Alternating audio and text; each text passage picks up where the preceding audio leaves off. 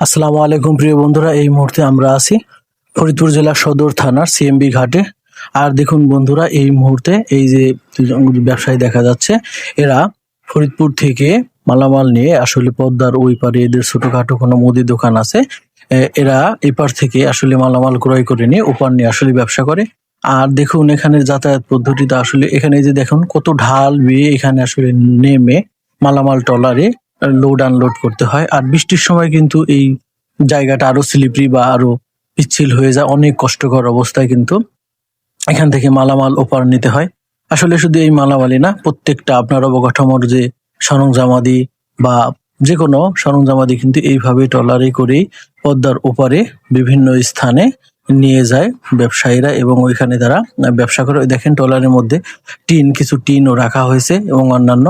আর এর সাথে সাথে কিন্তু এখানে যাত্রীরাও, মানে আপনার মালামালের পাশাপাশি আসলে যাত্রীও বহন করা হয় এই ট্রলারের মাধ্যমে। আর এটা হচ্ছে আমাদের ফরিদপুর জেলার সিএমবি ঘাট।